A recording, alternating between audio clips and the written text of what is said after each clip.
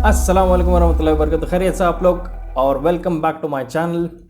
आज का टॉपिक मेरे प्रीवियस टॉपिक से रिलेटेड रहेगा कि कैसा आईटी सेल काम करती है।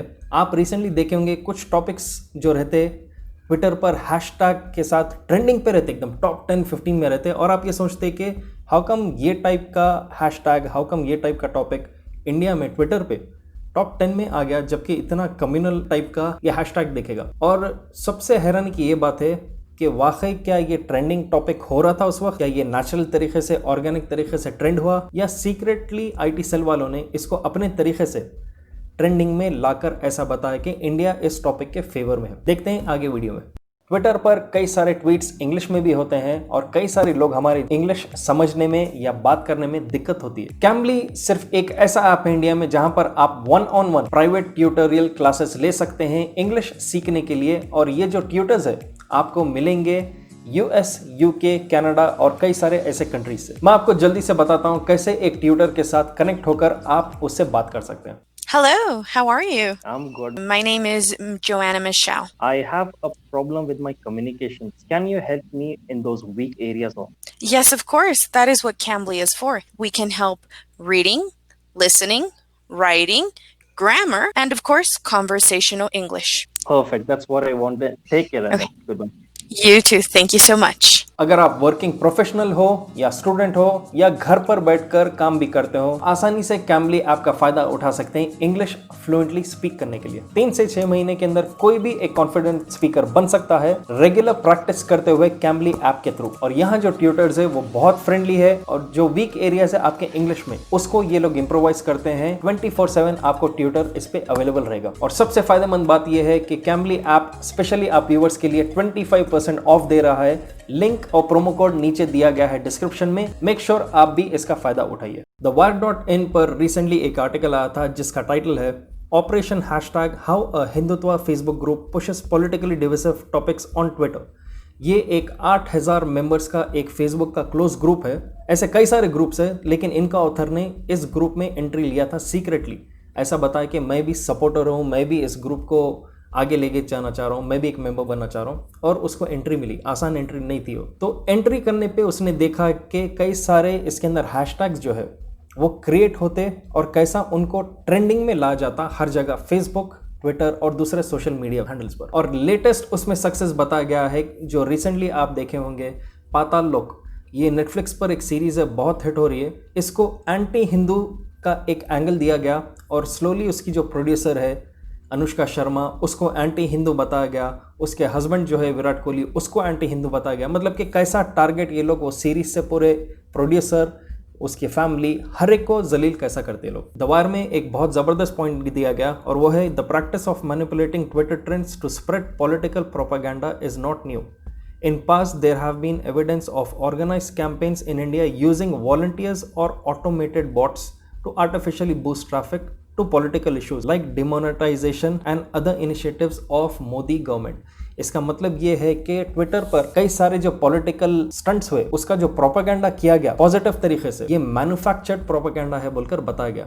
जैसे कि डिमोनेटाइजेशन है, सबको पता है ये बहुत बड़ा फेलियर रहा, कोई ब्लैक मनी कुछ भी नहीं हासिल हुआ, उल्टा आम आदमी का पैसा बैंक में गया, पूरा फंस गया था बैंक में, और जितना भी उसके पास नोट था जो घर में सेविंग करता था उसको बैंक में डिपॉजिट करना पड़ा। ये बताया गया है कि ब्लैक मनी से काउंटर हम करेंगे, लेकिन आपको जैसा पता है हर इंसान का वापस बैंक में जब पैसा गया, थोड़ा ब्लैक मनी रिकवर हुआ, उसमें पकड़ा गया, लेकिन मेजॉरिटी पब्लिक का जो पैसा था, जो परेशान होके वो लोग वापस डिपॉजिट करना पड़ा, फिर निकालना पड़ा लाइन से। बड़े बड़े लोग जो बिजनेसमैन हैं वो पैसा जमा होने के बाद लोन लिए, और आपको जैसा पता है सब इंडिया फरार होकर भाग गए। उनका तो कुछ नहीं बिगाड़ा गया, आम आदमी का पैसा बैंक्स में फंस के रह गया, जब स्लोली वापस आ रहा है। तो डिमोनेटाइजेशन एक बहुत बड़ा फेलियर है, सबको पता है चीज़। लेकिन आप देखेंगे ट्विटर पर उस पर मास्टर स्ट्रोक बाय मोदी कहा जाता, master stroke by BJP government कहा जाता। मतलब कि ऐसा बताया जाता हैशटैग जो रहते ट्रेंडिंग ला करके, ये बहुत ज़बरदस्त मूव था। तो आप सोचते कि शायद मैं गलत सोच रहा हूँ नोटबंदी के बारे में, यहाँ तो ट्रेंडिंग में तारीफ किया जा रहा, तो हो सकता है कि सारा हिंदुस्तान इसको सपोर्ट कर रहा, जबकि वैसी बात नहीं है।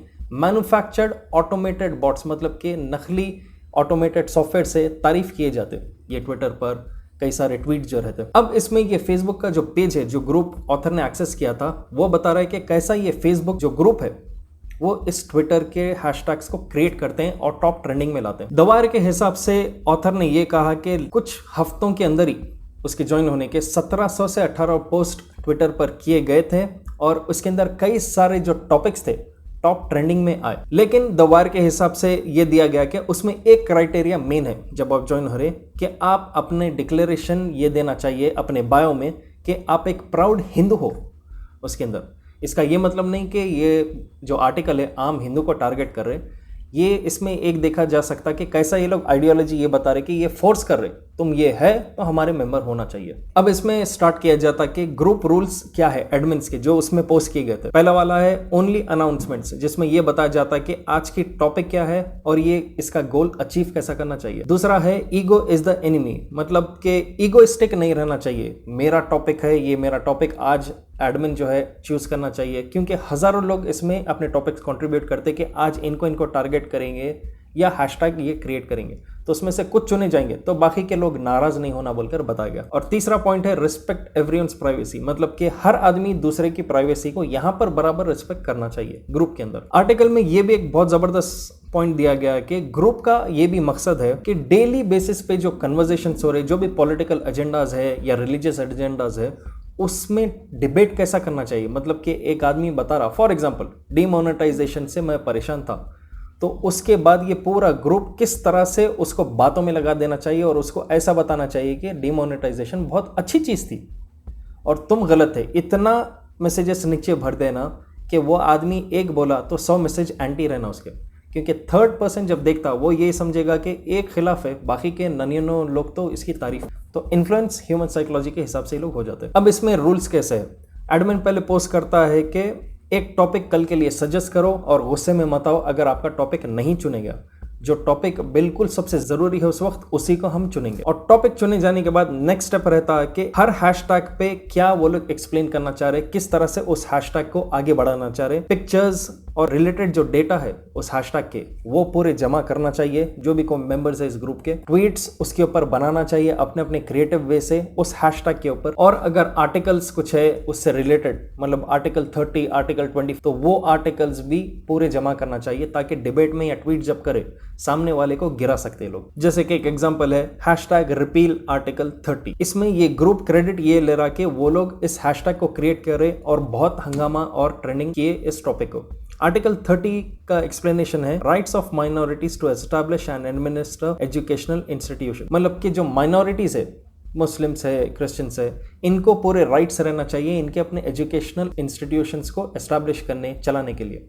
तो रिपील आर्टिकल 30 का मतलब यह है कि ऐसे राइट्स को वापस छीन लिया जाए, ऐसों को नहीं देना चाहिए राइट्स। तो आप समझ सकते हैं कैसा ये लोग क्रिएट कर रहे हैं। उसके बाद ऑथर ने ये देखा कि अगर कोई इनके हैशटैग के खिलाफ ट्वीट कर रहा, स्पेशली जो बड़े अगर सेलिब्रिटीज रहते हैं, इसलिए आप देखेंगे सेलिब्रिटीज कभी ज्यादा ऐसे टॉपिक्स में नहीं आ रहे, उनको इतना नेगेटिव उनको पोर्ट्रे किया जा रहा कि वो लोग खामोश बैठ जा रहे।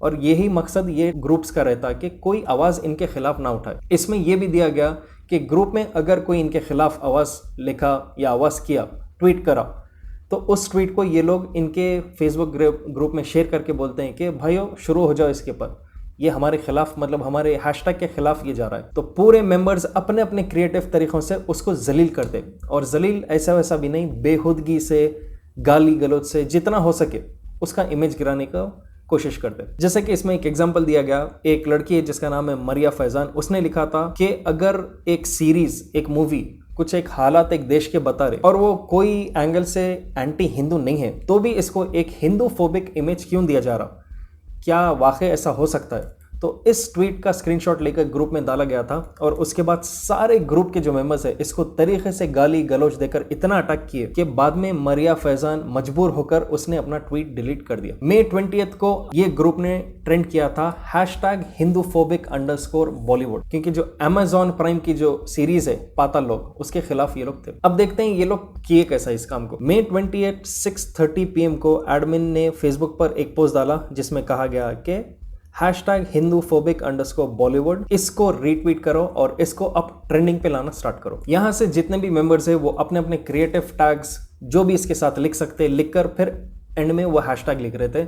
और ज्यादातर लोग जो है, इसके प्रोड्यूसर अनुष्का शर्मा है, और उसका हस्बैंड विराट कोहली जो है कैप्टन है इंडिया का, तो इनके प्रोफेशन पर लाकर मानना शुरू करें, क्योंकि ये लोग चाहते हैं कि एक बार भी अगर वो बड़े सेलिब्रिटी इनका जवाब दे दे, बोलेंगे कि ये क्या है, तो इनको जो फॉलोइंग चाहिए मास क्राउड की, वो इनको इंस्टेंटली मिल जाएगी। अब एक एग्जांपल है, अनुष्का शर्मा का एक ट्वीट था जहां पर हर लेटर जो है उल्टा लिखा होता, तो उसको एक मेंबर ने कैसा ट्वीट किया, उल्टे दिमाग वाला उल्टा ही लिखेगा, #हिंदूफोबिक बॉलीवुड @अनुष्का शर्मा @IM विराट कोहली। मतलब कि कुछ भी आप ट्वीट करो आपके खिलाफ ये लोग लिखेंगे, बस इनका मकसद रहता है कि आपको अब जलील करना है। अब इसमें आहिस्ता होते होते फॉल्स क्लेम्स जो मुँह का है ये लोग लिखना शुरू करते हैं, जैसे कि @अनुष्का शर्मा PK टू पाताल लोक, हम समझ सकते हैं कि तुम्हारा एजेंडा सिर्फ हिंदुओं को गिराने का है, जबकि ऐसा कोई मकसद नहीं है अनुष्का शर्मा का, लेकिन ये लोग इस तरह से ट्वीट करके एक आम आदमी के दिमाग में इस बात को डालते हैं। और होते होते 6:30 से 8:30 तक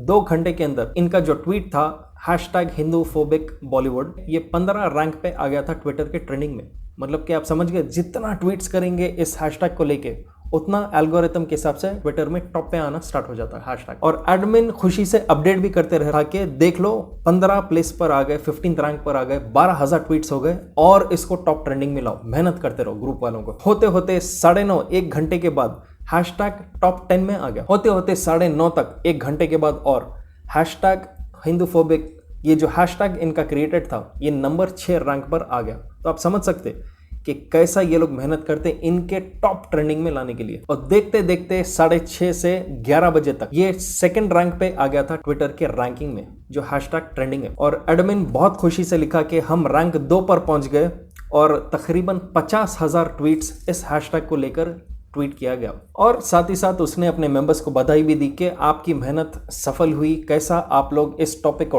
टॉप पर ला दिए और हर पूरा हिंदुस्तान जो है वो ट्रेंडिंग में नंबर 2 पर अभी हमारा इस हैशटैग को देख रहा है। लेकिन खराब बात यह है कि कई सारे ग्रुप के जो मेंबर्स है वो लोग नाराज भी थे, क्योंकि वो लोग बता रहे थे कि जो साइक्लोन आया था, अभी तूफान जो आया था अम्फान, जिसमें कई लोगों के तबाह बर्बाद हो गए, क्रॉप्स, फील्ड्स, घर जो है, तो ग्रुप के मेंबर्स ये बता रहे कि साइक्लोन अम्फान जो है वो नंबर 1 पे, काश वो नहीं होता तो हम नंबर 1 पे होते थे। मतलब कि उनको कोई तूफान वूफान से कोई उनको मतलब नहीं है, बस उनकी रैंकिंग से मतलब है। ट्विटर के रूल्स के हिसाब से ट्विटर क्लियरली ये बताता कि आर्टिफिशियल तरीक़ों से हम कोई टॉपिक्स को ट्रेंडिंग पर लाते नहीं है, हमारा एल्गोरिथम बहुत अच्छी तरह इस चीज़ को रीड करता है। तो ये था एक छोटा सा ब्रेकडाउन जो द वायर में दिया गया कि कैसे एक हैशटैग को, एक टॉपिक को टॉप ट्रेंडिंग में ये ग्रुप्स लाते हैं।